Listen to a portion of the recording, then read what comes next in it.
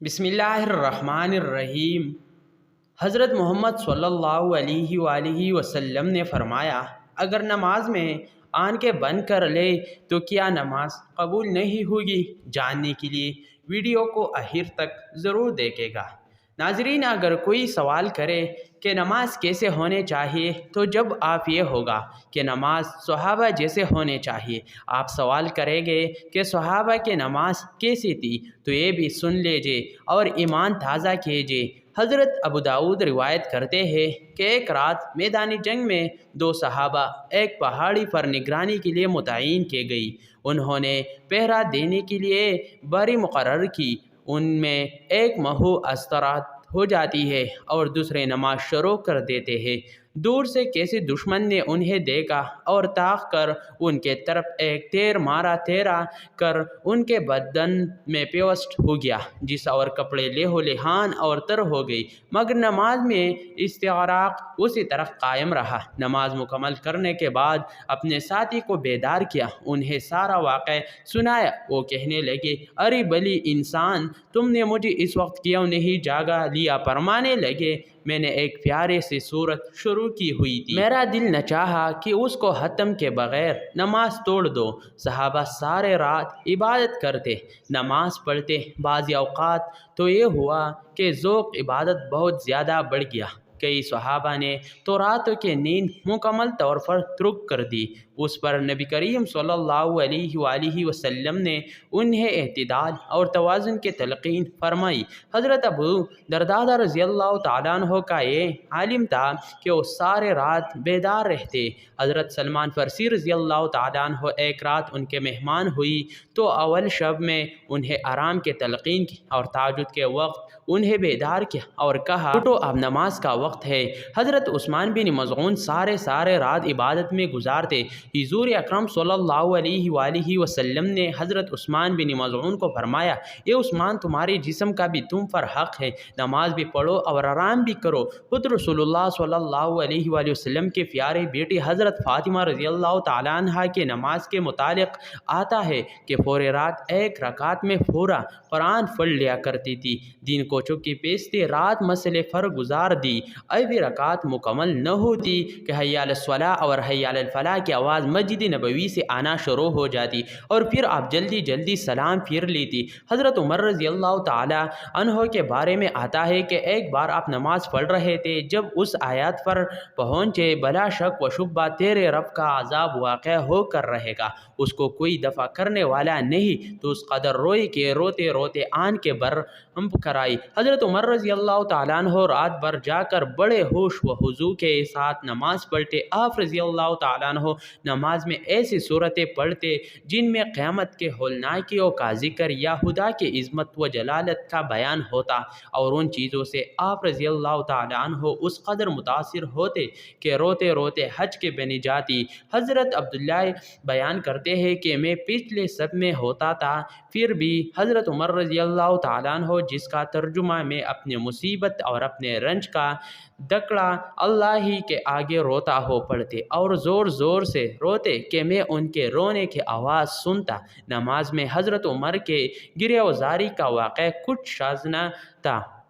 अक्सर उन पर यह हालात वारी हो जाती। एक नमाज में आप रज़ियल्लाहु ताला अन्हु ये आयत पढ़ी, जब गुनाहगार लोग जंजीरों में जकड़े हुई दोज़ख के एक तंग जगह में डाले जाएगी तो मौत पुकारेंगे। ये आयत पढ़कर आप रज़ियल्लाहु ताला अन्हु पर ऐसा खौफतारी हुआ और आप रज़ियल्लाहु ताला अन्हु के हालात इतनी गैर हुई कि अगर लोगों को ये मालूम न होता कि आप रज़ियल्लाहु ताला अन्हु पर उस तरह की आयतों का ऐसा ही असर हुआ करता है, तो समझते कि आप रज़ियल्लाहु ताला अन्हु वासिल बहक हो गई।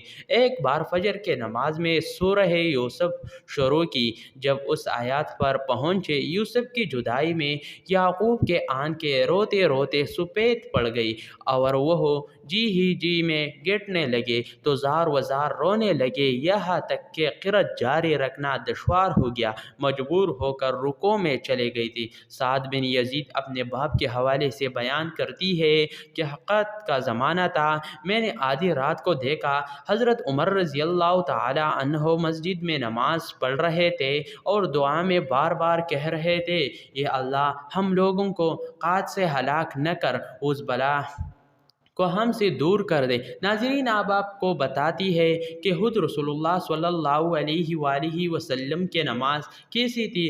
عبرانی کے دیوار ہے، حضرت حذیفہ رضی اللہ تعالیٰ عنہ فرماتے ہیں کہ میں ایک رات نبی کریم صلی اللہ علیہ وآلہ وسلم کے ساتھ نفل نماز میں شریک ہو گیا۔ آپ نے سورہ بقرہ شروع فرمائی، میں نے کہا 100 آیاتوں پر رکوع کر دی گی، لیکن آپ پڑھتے رہے۔ پھر میں نے کہا آپ اس سورت کو 2 رکعتوں میں پڑھیں گے، لیکن آپ پڑھتے رہے۔ پھر میں نے کہا آپ اس ختم کر کے رکوع کرے گی، لیکن آپ نے سورہ نساء شروع کر دی، اسے ختم کر کے سورہ ال عمران شروع کر دی اور اس بھی پورا پڑھ لیا۔ آپ ٹھہر کر پڑھا کرتی تھی جب آپ کیسی ایسے آیات کی تلاوت فرماتی جس میں تسبیح کا ذکر ہوتا تو آپ سبحان اللہ کہنے لگتے ہیں، جب خوف والی آیات سے گزرتے تو آپ پناہ مانگتے، پھر آپ نے رکوع کیا اور سبحان ربی العظیم کا ورد کرنے لگے۔ آپ کا رکوع قیام جیسا طویل تھا، پھر سمع اللہ لمن حمدہ فرما کر کھڑے ہو گئے اور تقریباً رکوع جتنا کھڑے رہے، پھر سجدہ کیا اور سبحان ربی الاعلیٰ کہنے لگے۔ آپ کا سجدہ بھی قیام جتنا ہے طویل تھا۔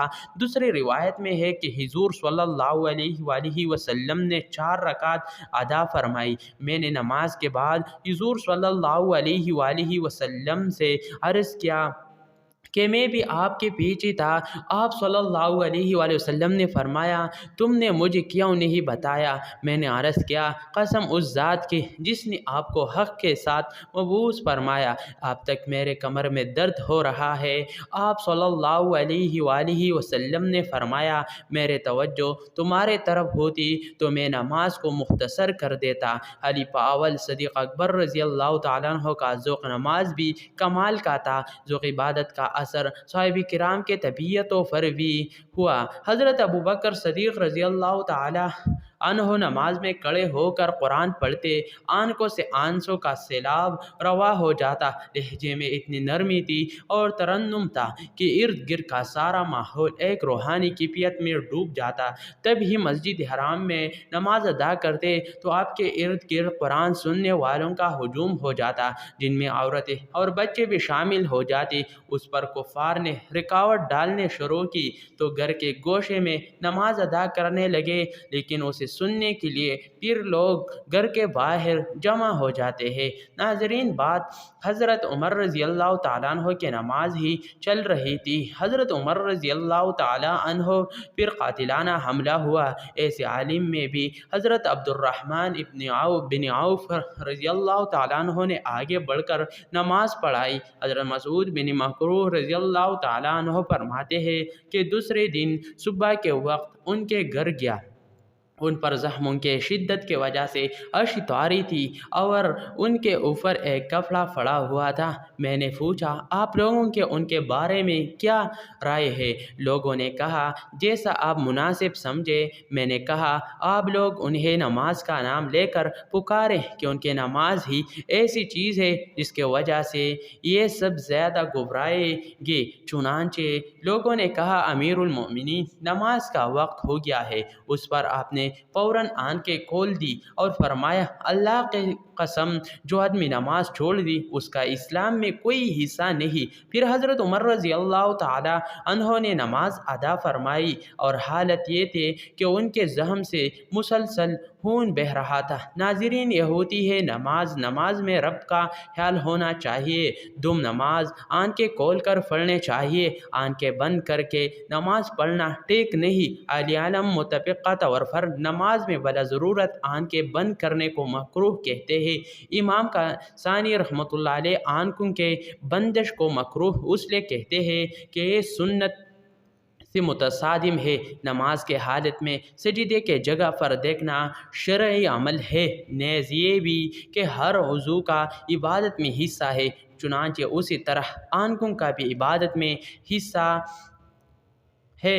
آنکھیں بند کر کے نماز پڑھنا کراہت کے ساتھ جائز ہے، اور کراہت تنزیہی ہے، یعنی گناہ تو نہیں مگر بچنا بہتر ہے۔ البتہ اگر کسی کو آنکھیں کھلے رکھنے کی صورت میں خشوع نہ آتا ہو اور بند کرنے میں خشوع حاصل ہو تو اس کے لیے آنکھیں بند کرنے میں اصلاً حرج نہیں، بلکہ بہتر ہے آنکھیں بند کر کے نماز پڑھنا مکروہ تنزیہ ہے۔ البتہ اگر آنکھیں بند کر لینے سے خشوع اور عاجزی زیادہ ہوتی ہے تو مکروہ نہیں، تاہم آنکھیں کھلے رکھ کر نماز پڑھنا زیادہ بہتر ہے، کہ ان کے حالت قیام میں سجدے کے جگہ کو دیکھنا مسنون ہے، اور آنکھیں بند کرنے سے یہ سنت ترک ہو جاتی ہے۔